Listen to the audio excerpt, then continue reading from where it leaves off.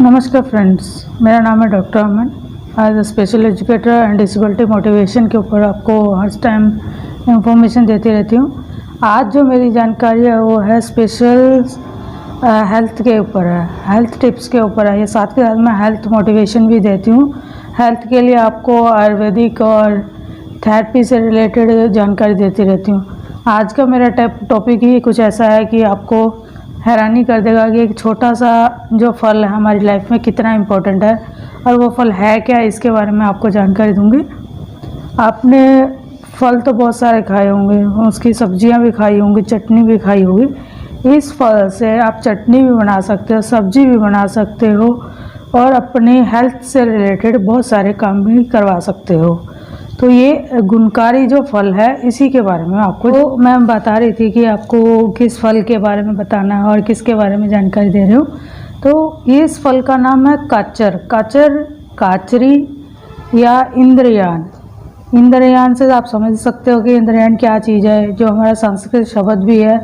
और ये हमारे हरियाणा, पंजाब, राजस्थान और जितना भी रेतीला एरिया है वहाँ पे पाया जाता है। ये बहुत ही छोटा होता है, हरे रंग का होता है, और इसको हमेशा तरबूज के आकार में देखा जाता है। यानी कि तरबूज तो बहुत बड़ा होता है, लेकिन जो इसका साइज़ होता है वो बिल्कुल इतना का होता है, इतना होता है, हरे रंग का होता है और पीला हो जाता है। ये जब पीला हो जाता है तो पक जाता है, और हरा रहता है तो खट्टा होता है। इसकी जो आमतौर पर घरों में चटनी बनाई जाती है, या अचार बनाया जाता है, या सब्जी बनाई जाती है।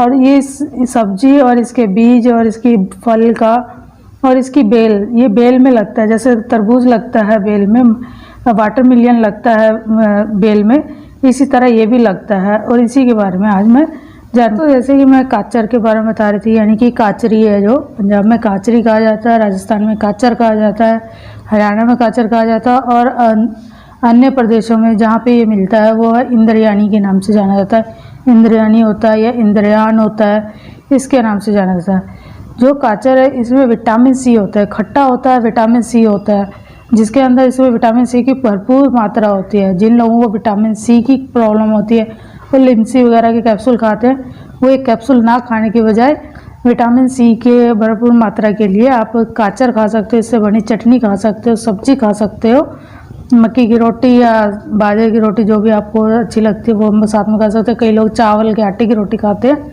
जिससे आपके बॉडी में बहुत ही इफ़ेक्ट कर। दोस्तों, इसकी जो चटनी बनती है वो लाल मिर्च के साथ बनती है। लाल मिर्च के साथ इसको पीस के बनाया जाता है, और इसको रोटी के साथ खाया जाता है। इसको ऐसा क्यों करके खाया जाता है? क्योंकि जो लाल मिर्च के इसके होता है, जिन लोगों को लो बीपी रहता है उनके लिए बहुत लाभदायक है। ये लो बीपी वालों के लिए बहुत ही लाभदायक है। वो इसकी चटनी बना के रोटी के साथ खा सकते हैं। और एक और है कि इसको गवार की फली जो आती है आजकल, जो हमारे फ्रांसबीन वगैरह आती हैं, उसके साथ मिला के इसकी सब्जी बनाई जाती है, उसको भी खाया जाता है।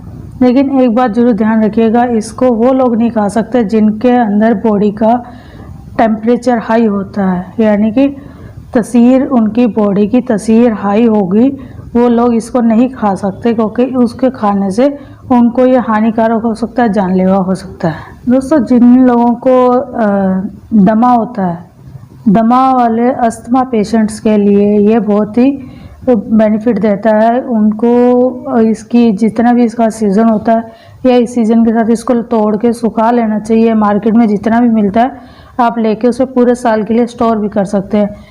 उसको हल्का सा चूरन बना लीजिए, सुखा के चूरन बना के उसको देसी घी के साथ सुबह शाम खाने से पहले 1 घंटा पहले उसको शहद और देसी घी और ये चूरन, ये मिला के आपको तीनों को बराबर मात्रा में लेना, और चूरन को हल्के हल्के चाटना है, यानी कि इसको हल्का हल्का अपनी फिंगर के साथ चाटना है। दमा वाले और अस्थमा वाले पेशेंट को ये बहुत ही लाभदायक होगा। जिन लोगों को बवासीर होती है, कब्ज रहती है, पेट में दर्द रहता है, या पेट में कोई खराबी रहती है, उन लोगों के लिए इसकी सब्जी, इसकी चटनी, इसका जो पल्प होता है ऊपर का वो, और इसको पका हुआ पीले रंग का गुद्दा खाना चाहिए। इससे क्या होता है, उनका जो कब्ज होता है वो टूट जाती है, और जिनको बवासीर की प्रॉब्लम होती है कब्ज की वजह से, वो बवासीर ठीक हो जाती है। तो काचर में कुछ ऐसे विटामिन होते हैं, ऐसे मल्टीपल विटामिन होते हैं जिसकी वजह से जो हमारे शरीर में स्टोन होता है यानी कि पथरी वगैरह की शिकायत हो जाती है उसको ठीक कर देता है। यानी कि ये पथरी को हमारे मूत्र मार्ग के ज़रिए या मल मार्ग के ज़रिए उसको बाहर निकाल देता है। इसको उसकी सब्जी के साथ खा सकते हैं, आराम से चटनी बना के खा सकते हैं। जब भी इसको अपने खाने में यूज़ कीजिए और ये आपको बहुत ही लाभदायक रहेगा। दोस्तों, जिन लोगों को जुकाम वगैरह रहता है या उनको ठंड वगैरह लगा रहता है, नज़ला वगैरह रहता है, वो लोग इसकी लाल मिर्च की चटनी के साथ खाएं और उसका जुकाम, उसका नज़ला ठीक हो जाएगा। और जिन लोगों को कफ बनता है यानी कि सर्दी गर्मी कफ बनता रहता है, उनके लिए भी सेम ही है कि वो इसकी चटनी बना के खाएं, ताकि ये जो कफ बनना उनके अंदर बंद हो जाएगा और उनको काफ़ी असरदार होगा। और जिन लोगों को दस्त वगैरह की शिकायत हो जाती है, दस्त हो जाता है, तो उसको भी इसका हल्का उबाल के पानी पिला दें, उसका भी दस्त ठीक हो जाएगा। इसी तरह कच्चर में जो होता है काला पीलिया, कई लोगों को काला पीलिया हो जाता है, पीलिया रहता है यानी कि मात्रा में पीलिया रहता ही है, जॉन्डिस रहता है, तो उसको भी ठीक करने में ये काफ़ी लाभदायक होता है और जॉन्डिस में काफ़ी हेल्पफुल रहता है। दोस्तों, जिन लोगों को वीर्य से रिलेटेड प्रॉब्लम होती है यानी कि उनका वीर्य जल्दी शीत हो जाता है, जल्दी गिर जाता है, उनके लिए भी मुख्य कारण है कि वो इसका यूज़ कर सकते हैं और उनको पुरुषों के लिए बहुत ही लाभदायक रामबाण है। इसको उन्हें ज़रूर खाना चाहिए। कच्चा मिलता है तो कच्चा खाएं, पका हुआ मिलता है तो खाएं, अगर इसकी चटनी बना के खा सकते हैं तो तब भी खाएं, ताकि उनकी जो वीर्य पावर्स है वो बढ़ती रहेगी और उनको उसका नुकसान नहीं होगा और उनका जो जीवन में है सुखमय हो। दोस्तों, बच्चों को या महिलाओं को या पुरुषों को कई बार गले में यहाँ पे गिल्टियाँ हो जाती हैं, जिसे गलफड़े कहते हैं या गलफड़ा कहते हैं या गिल्टियाँ कहते हैं, सिस्ट कहते हैं। तो इस तरह की जो गले में हो जाती हैं उनको ठीक करने के लिए यह बहुत ही इम्पोर्टेंट है कि इसको उबाल के पिया जाता है। इसको उबाल के आप 1 हफ्ते तक पिएंगे तो आपके जो गलफड़े हैं या गिल्टियाँ, कान के अंदर की कोई प्रॉब्लम्स है उसको ठीक कर देता है। और आपको एक और इम्पोर्टेंट बात बताऊं कि जो काचर है यानी कि काचरी इंद्रियान है, इसको अगर लगातार इसको उबाल के पिया जाए ना, जिन लोगों को कम सुनाई देता है उनकी जो सुनने की पावर है वो बढ़ जाएगी, यानी कि उनकी जो सुनने की क्षमता है, श्रवण शक्ति है, वो बढ़ जाएगी। इसलिए जो लोग बहरे हैं या बहरे तो थोड़ा सा हल्का सुनाई देता है, जिनको और सुनने की क्षमता कम है, उनके लिए बहुत ही इम्पोर्टेंट। दोस्तों, जिन लोगों के बाल उम्र से पहले सफ़ेद हो जाते हैं या उनके बाल बिल्कुल झड़ने शुरू हो जाते हैं या प्रॉब्लम आती है बालों में, उनके लिए तो रामबाण है कि वो इसके जो छिलक है या इनकी जड़ें हैं उनको लें और नारियल तेल के साथ इनको उबालें। नारियल तेल के साथ उबाल के इसको ठंडा कर लें और सुबह शाम अपने बालों में लगाएं। जैसे जैसे ये बालों में लगाते रहेंगे आपके बाल काले हो जाएंगे और नए बाल आने शुरू हो जाएंगे। यानी कि जिन लोगों का बाल काफ़ी ज़्यादा झड़ चुके हैं, कम हो चुके हैं, वो लोग इसको यूज़ कर सकते हैं और उनको इस असर 1 महीने के अंदर उनको नज़र आना शुरू हो जाए। काचर से लोगों जिनके दांतों में दर्द रहता है या दांत में कीड़ा लग जाता है, तो इसको क्या करना है, जो पका हुआ फल होता है, गुद्दा होता है, उसको जला के उसको अपने दांत पे रख लीजिए और दांत पे रखने से जो दांत का कीड़ा वो तो मर जाएगा और हमेशा के लिए जो दांत का दर्द है वो भी ठीक हो जाएगा आपका। तो जो काचर है या काचरी है, इसकी अगर जड़ आपको मिल जाती है, यानी कि इसकी बेल की जो जड़ मिल जाती है, लीफ की जड़ मिल जाती है, तो आप उसको उबाल के उसका चूर्ण बना लीजिए। चूर्ण बनाने के बाद इसको जड़ को चूर्ण बना के नाक में 3-3 बारी डालें। 3-3 बूंदे जरूर डालें। इससे क्या होगा, जिन लोगों को मिर्गी आती है यानी कि मिर्गी की प्रॉब्लम होती है, उनको इसमें काफ़ी लाभ होगा। उनको मिर्गी के दौरे आने बंद हो जाएंगे और अपस्या यानी कि मिर्गी का जो दौरा है, मिर्गी की बीमारी है, वो ठीक हो जाएगी। दोस्तों, जिन महिलाओं को ब्रेस्ट में सूजन आ जाती है यानी कि स्वेलिंग आ जाती है, उनके लिए भी ये काफ़ी लाभदायक है। ब्रेस्ट में सूजन आने के लिए आ जाती है तो उसको सूजन को कम करने के लिए भी काचर बहुत ही लाभदायक है। इसका उपयोग कैसे करना मैं बता देती हूँ। इसकी जड़ को घिसकर इसका लेप लगाना है, यानी कि इसकी जड़ जो बेल की जड़ है उसी को निकालना है और उसको धो के उसको चूर्ण बना लेना, उसको लेप बना लेना है। उसको लेप को अपनी ब्रेस्ट पे लगाना है, जिससे आपकी जो ब्रेस्ट है वो भी काफ़ी हद तक ठीक हो जाएगी। और जो स्वेलिंग है, यानी कि बच्चे को आप दूध नहीं पिला पाती तो उनको दूध पिला पाएंगी और जो सूजन है या अंदर कोई शिस्ट बन गया, गिल्टी बन गई है, तो उसको भी ये मेल्ट कर देगा। किसी को हैजे की प्रॉब्लम हो भी जाती है तो आपको क्या करना है, जो पका हुआ गाजर है उसका गुदा लेना है, उसको 2-3 ग्राम अजवाइन के साथ दिन में 3-3 बार लेना है। दिन यानी कि सुबह शाम दोपहर 5-5 ग्राम लेना है। उससे क्या होगा, आपका जो हैजा है वो प्रॉब्लम सही हो जाएगी और आपको हैजेस की बीमारी से ठीक हो जाएगी। और उसके बाद आपको बताती हूँ नेक्स्ट जो इसका है वो है मूत्र मार्ग में प्रॉब्लम, यानी कि पेशाब करते समय जो जलन होती है वो कैसे ठीक कैसे आ सकती है। उसमें भी गाजर बहुत ही फ़ायदेमंद है, यानी कि इंद्रियाणी बहुत ही फ़ायदेमंद है। ये छोटी सी चीज़ है और बहुत ही फ़ायदेमंद है ये आपके लिए। गाजर जो है पेशाब में दर्द होती है, इसका आपको क्या करना है, जो इसकी जड़ है, जड़ को 5 ml लेना है 1 लीटर पानी में मिला के इसको उबालना है। जब आधा हो जाता है तो इसको आधा आधा अपने लेना है। और इसकी मैं बता रही थी कि इसको कैसे लेना है।